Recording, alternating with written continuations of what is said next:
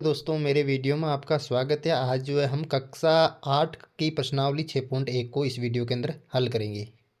देखो दोस्तों, प्रश्नावली 6.1 करने से पहले हम जान लेते हैं कि घन क्या होता है और घनमूल क्या होता है। दोस्तों देखो, घन क्या होता है, किसी भी संख्या को 3 बार गुणा करने पर जो संख्या आती है उसको उस संख्या का घन बोलते हैं। मान लो आपको 1 का घन करना हो तो 1 का घन करने के लिए आपको 3 घात लगानी पड़ेगी। 3 घात का मतलब होता है 1 को 3 बार गुणा करना। 1 गुणा 1 गुणा 1, यानी 1 को 1 से गुणा किया तो 1 आया, फिर 1 को वापस 1 से गुणा किया तो क्या आया, 1। यानी कि 1 का जो घन हुआ कितना हुआ दोस्तों, 1 हुआ। अब मैं 2 का घन करूंगा। 2 का घन करने के लिए मैं 3 घात लगाऊंगा। 2 की घात 3 कितना होता है, 2 को 3 बार गुणा करो। 2 गुणा 2 गुणा 2, यानी कि 2 दूनी 4। अब 4 को 2 से गुणा करो, 8। यानी कि जो 8 है 2 का घन है दोस्तों। अब यदि आपको 3 को घन करना है तो 3 की घात 3 लगाओ और 3 को 3 बार गुणा कर दो। 3 गुणा 3 गुणा 3, 3 तिया 9, 9 तिया 27। ये जो 27 है 3 का घन है दोस्तों। तो इस प्रकार से आप संख्याओं का जो है घन कर सकते हैं। इसको बोलते हैं घन करना। अब दोस्तों घनमूल क्या होता है, देखो दोस्तों घनमूल, घनमूल दोस्तों जो होता है घन का उल्टा होता है। यानी कि 1 का जो घनमूल होता है वो क्या होगा, 1 होगा। देखो 1 का घन जो 1 होता है और 1 का जो घनमूल होता है वो उल्टा होता है। यानी कि 1 का जो घन होता है वो 1 होगा। मान लो यहाँ पर 2, 2 से समझो आप। 2 का जो घन है, 2 का घन करने के लिए क्या करते थे हम, 2 की घात 3 लगा के 2 को 3 बार गुणा करके कितना है, 8 आया।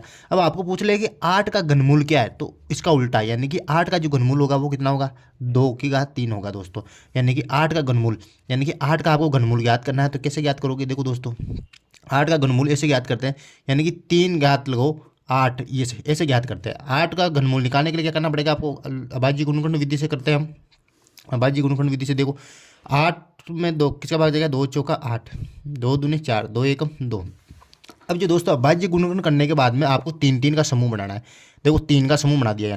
यानी कि अब अभाज्य गुण 8 का जो घनमूल कितना हुआ, 8 का घनमूल कितना हुआ दोस्तों, 2। यानी कि यहाँ 8 का जो घनमूल होगा वो कितना होगा, 2 होगा दोस्तों। इस प्रकार से घनमूल ज्ञात किया जाता है। मान लो आपको 27 का ज्ञात करना है तो 27 का घनमूल कैसे ज्ञात करोगे, यानी कि 3√27। यानी कि 27 का घनमूल ज्ञात करने के लिए आपको अभाज्य गुणन करो 27 के। अब देखो किसका भाग जाएगा, 3 का, 3 नम 27, 3 तिया 9, 3 एकम 3। अब 3 3 का समूह बनाओ। यानी कि 3 3 का समूह बना लिया मैंने, तो इसका जो घनमूल कितना आएगा दोस्तों, 3 ही आएगा दोस्तों। तो ये आ गया 3। इस प्रकार से आपको घनमूल ज्ञात करना है। यहाँ पर समझ सकते हो। तो देखो 27 का ये आपको, यदि आपको घनमूल निकालना है तो 27 का ये ध्यान से उल्टा जो 3 जो है इसका घनमूल हो जाएगा। अब जो है हम प्रश्नावली करते हैं। प्रश्नावली पहले प्रश्न का पहला क्वेश्चन देखो दोस्तों, पहला प्रश्न बोल रहा है निम्नलिखित में से कौन सी संख्याएं पूर्ण घन नहीं है। यानी कि नीचे जो संख्याएं दे रखी है उनको बताना है कि कौन सी संख्या पूर्ण घन संख्या है और कौन सी नहीं है। अब जो देखो पहला क्वेश्चन है 216। हमें ये चेक करके बताना है कि 216 जो है पूर्ण घन है या नहीं दोस्तों। पूर्ण घन चेक करना है, इसको पूर्ण घन है या नहीं है। इसके लिए हम क्या करेंगे, 216 का जो अभाज्य गुणनखंड करेंगे दोस्तों। 216 का आप अभाज्य गुणनखंड करो। 216 का अभाज्य गुणन करने के लिए देखो 2 का भाग दो, 2 एकम 2। अब जो है भाग टूट गया यहाँ पे। अब लगेगा 2 अंटी 16 दोस्तों, 108 आ गया। फिर 2 का भाग जाएगा, 2 पंजो 10, 2 चौका 8 जो है। अब दोस्तों 2 का और भाग दो इसके अंदर, क्या आ जाएगा, 2 दूनी 4, 2 7 14 दोस्तों। अब जो 27 के अंदर किसका भाग जाएगा दोस्तों, 3 का, 3 नम 27 दोस्तों। अब जो है 9 के अंदर 2, 3 का भाग, 3 तिया 9। अब जो है 3 एकम 3। अब जो दोस्तों क्या करना है, आपके 3 3 के जोड़े बनाने हैं। अब देखो 3 3 के जोड़े बना रहा हूँ मैं। ये जो 3 3 के जोड़े बन रहा है, 2 का 3 का जोड़ा बन गया, 3 का एक समूह बन गया। इधर जो है 3 का एक समूह बन रहा है दोस्तों। अब देखो यहाँ पर 2 समूह बन रहे हैं। एक तो 2 का 3 का समूह बन गया, एक 3 का 3 का समूह बन गया दोस्तों। तो यहाँ पर जो है 2 समूह कंप्लीट बन रहे हैं दोस्तों। देखो यहाँ पर एक समूह ये कंप्लीट बन रहा है, एक समूह ये कंप्लीट बन रहा है। यानी कि जब समूह कंप्लीट बने, 2 समूह बन रहे हैं, दोनों समूह कंप्लीट है।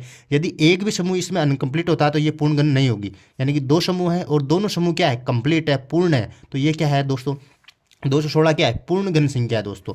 तो यहाँ पर लिख दो 216 एक पूर्ण घन संख्या है। इतना सा करना है दोस्तों, वेरी सिंपल। जो दोस्तों दूसरी जो संख्या है दोस्तों वो है 128। अब 128 को चेक करके बताना है कि पूर्ण घन है या नहीं। 128 का पूर्ण घन चेक करने के लिए क्या करेंगे, अभाज्य गुणनखंड करेंगे दोस्तों। 128 का अभाज्य गुणनखंड करो। देखिए 128 का अभाज्य गुणनखंड करेंगे तो किसका देंगे भाग, 2 का। 2 छक्की 12, 8 में जाएगा, 2 चौका 8 दोस्तों। फिर 2 का भाग दो, 2 थी 6, 2 दूने 4 आ जाएगा इसके अंदर।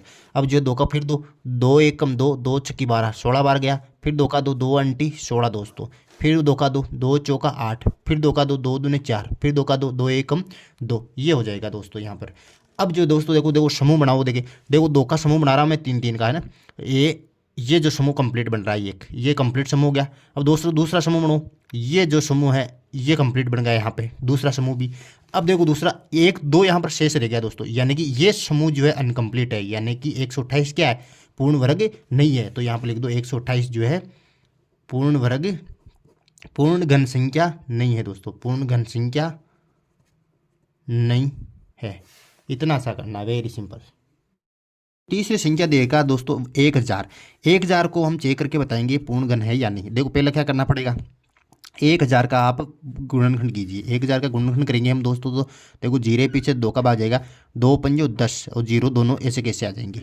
फिर 2 का भाग देंगे, 2 दूने 4, फिर 1 इधर गया, 2 पंजो 10 और 0 250 जो हमारे पास आ गया। अब इसमें फिर 2 का 2, 2 एकम 2, 2 दूने 4, फिर 2 पंजो 10, 125 हमारे पास आ गई दोस्तों। अब 2 5 का भाग, 5 दूने 10 पचम 25, फिर 5 का 2 पचम 25, फिर 5 का 2 5 एकम 5 दोस्तों। अब जो है आपको समूह बनाना है 3 3 के। देखो 2 का जो समूह बना रहा हूँ मैं, देखो यहाँ पे ये 3 का समूह बन गया, 1 2 3 का समूह। फिर 5 का बनाओ, 1 2 3, यानी कि 2 समूह बन रहे हैं और कंप्लीट बन रहे हैं, पूर्ण बन रहे हैं। इसका मतलब क्या है, 1000 क्या पूर्ण वर्ग संख्या है दोस्तों, हजार सॉरी पूर्ण घन संख्या है, पूर्ण घन संख्या है दोस्तों। चौथी जो संख्या आती है 100, यानी कि 100 को चेक करके बताना कि पूर्ण घन संख्या है नहीं। तो हम बहुत ही आसानी से ज्ञात कर लेंगे कि पूर्ण घन संख्या है नहीं। 100 का जो है बाजी गुणन करो, पहले 100 का बाजी गुणन करो, देंगे 2 का भाग 2, 2 पंजो 10, 0 ऐसे कैसे आ जाएगा। फिर 2 का भाग, 2 दूने 4, फिर 2 पंजो 10, फिर 2 5 का भाग पचम 25, फिर 2 5 का भाग 5 एकम 5 दोस्तों। अब जो है 3 3 समूह के बनाओ देंगे।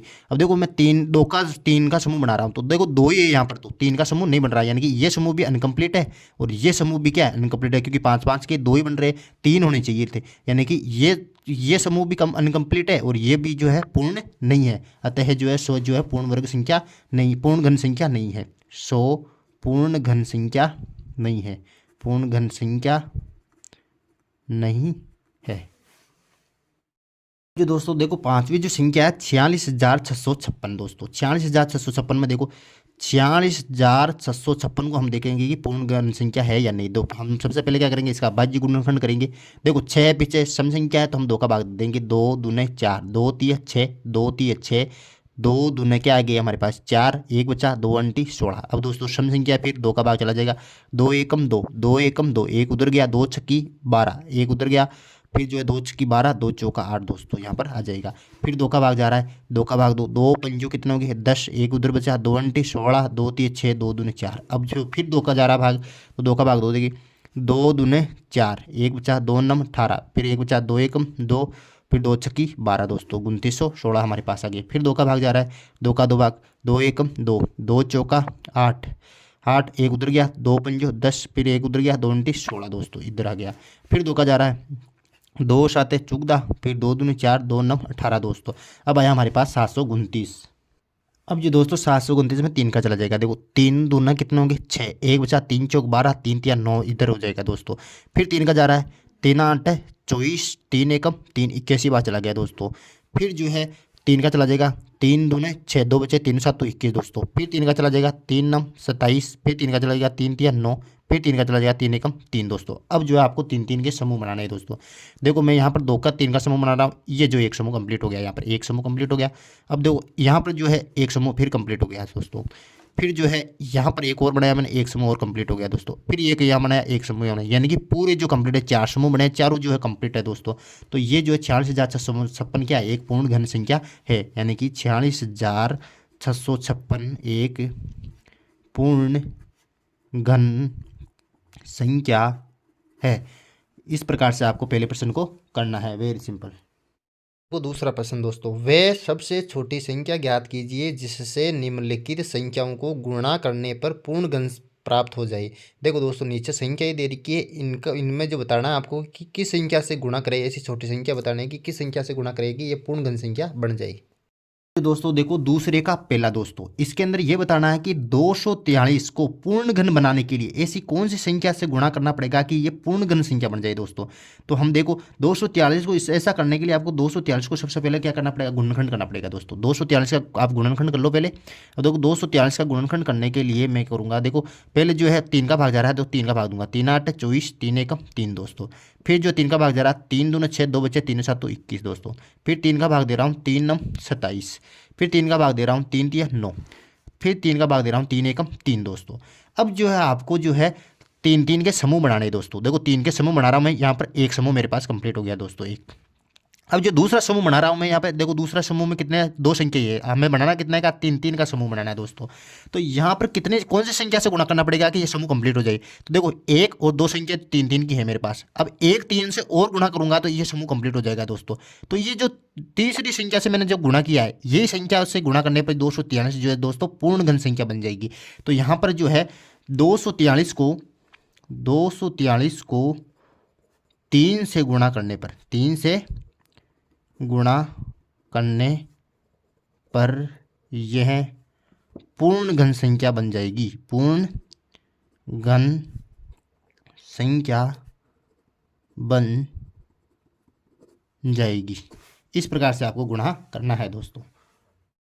दोस्तों दूसरा जो प्रश्न है वो है 256, यानी कि इस संख्या को किस संख्या से गुणा करें कि ये पूर्ण घन संख्या बन जाए। तो इसके लिए हम सबसे पहले क्या करेंगे, इसका गुणनखंड कर लेंगे। 256 का मैं गुणनखंड करूंगा। अब देखो दोस्तों 256 का मैं गुणनखंड करूंगा तो किसका भाग जाएगा, देखो सम संख्या पीछे 2 का भाग चला जाएगा इसमें। 2 एकम 2, 2 दूने 4, एक बचा उधर हो गया 2 अंटी 16 दोस्तों। फिर 2 का भाग दूंगा, 2 छक्की 12, फिर 2 चौका 8 मेरे पास आ गया यहाँ पे। फिर 2 का भाग दूंगा, 2 तिया 6, 2 दूने 4 आ गया दोस्तों। फिर 2 का भाग दूंगा, 2 एकम 2, फिर एक उधर गया तो 2 छक्की 12 आ गई दोस्तों मेरे पास। फिर 2 का भाग दूंगा, 2 अंटी 16 मेरे पास आ जाएंगी। फिर 2 का भाग दूंगा, 2 चौका 8 आ जाएंगी दोस्तों। फिर 2 का भाग दूंगा तो मेरे पास कितना, 2 दूने 4 आ जाएंगे दोस्तों। फिर 2 का भाग दिया, 2 एकम 2 मेरे पास आ गए दोस्तों। अब जो दोस्तों मैं जो है प्रत्येक संख्या का जो 3 3 का समूह बनाऊंगा, देखो इसका 3 का समूह बनाऊंगा, यानी कि 2 का 3 का समूह बन गया, ये एक समूह कंप्लीट मेरे पास। फिर दूसरा समूह मैं बनाऊंगा, फिर दूसरा समूह भी मेरे पास कंप्लीट हो गया दोस्तों। अब जो देखो तीसरे समूह को कंप्लीट करने के लिए किस संख्या से गुणा करना पड़ेगा, देखो 2 2, तो तीसरा संख्या कौन सी होगी, 2 होगी दोस्तों। यानी कि ये समूह कंप्लीट कब होगा, जब मैं 2 से गुणा करूंगा। यानी कि 256 को किससे गुणा करना पड़ेगा, 2 से गुणा करना पड़ेगा, तब जाकर ये जो है पूर्ण घन संख्या बनेगी। यानी कि 256 को 2 से गुणा करने पर यह पूर्ण घन संख्या बनेगी। अब जो दोस्तों देखो तीसरा जो प्रश्न है 72 है, यानी कि 72 को किस संख्या से गुणा करें कि ये पूर्ण घन संख्या बन जाए। तो इससे पहले सबसे पहले क्या करेंगे, हम इसका गुणनखंड कर लेंगे दोस्तों। 72 का गुणनखंड करो देंगे। गुणनखंड करने के लिए हम 2 से गुणा 2 का भाग देंगे, इसमें 2 3 अच्छे, एक बचा 2 छक्की 12 दोस्तों। फिर 2 का भाग दूंगा, 2 एकम 2, एक उधर गया 2 अंटी 16 2 मेरे पास आ गई दोस्तों। फिर 2 का भाग दूंगा, 2 नम 18 दोस्तों मेरे पास आ गई। फिर 9 के अंदर दूंगा 3 का भाग, 3 3 9, फिर 3 एकम 3 दोस्तों। अब जो दोस्तों देखो मैं 3 3 का समूह बना रहा हूँ। अब देखो एक समूह कंप्लीट हो गया मेरे पास दोस्तों, 2 2 का एक समूह कंप्लीट हो गया। अब बची 3, यानी कि 3 का जो मैं समूह बनाऊंगा तो देखो 1 2, यानी कि 3 का समूह नहीं बन रहा है, तो मैं 3 का समूह बनाने के लिए किससे गुणा करूंगा, 3 से गुणा करूंगा दोस्तों। तो तीसरी से जो गुणा किया मैंने, कौन सी संख्या 3 है, तो 3 से जो है 72 को गुणा करने पर ये क्या बन जाएगी, पूर्ण घन संख्या बन जाएगी दोस्तों। तो देखो 72 को 3 से गुणा करने पर, 3 से गुणा करने पर यह पूर्ण घन संख्या बन जाएगी।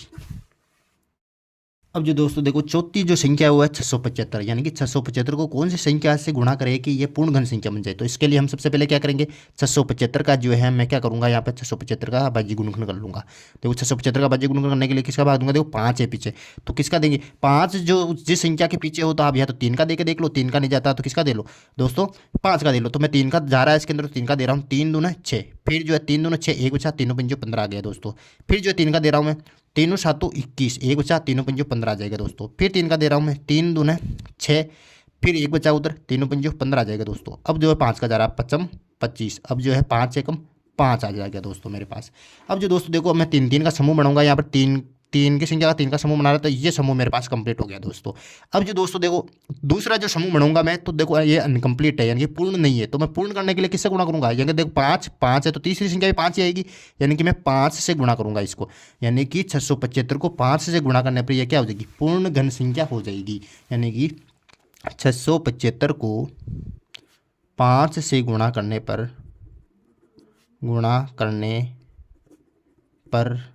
यह पूर्ण घन संख्या बन जाएगी। दोस्तों देखो पांचवी जो संख्या है वो है 100। 100 को कौन सी संख्या से गुणा करें कि ये पूर्णगण संख्या बन जाए? तो मैं क्या करूंगा यहाँ पर, तो 100 का जो है अभाज्य गुणनखंड कर लूंगा दोस्तों। 100 का अभाज्य गुणनखंड कर लूंगा मैं यहाँ पर। देखो 100 का अभाज्य गुणनखंड करूंगा तो देखो किसका जाएगा भाग, 2 का जाएगा। 2 पंजो 10, 0 आ जाएगा दोस्तों। फिर 2 का भाग दूंगा, कितना आएगा, 2 दूनी 4, 2 पंजो 10 आ जाएगा दोस्तों मेरे पास यहाँ पर।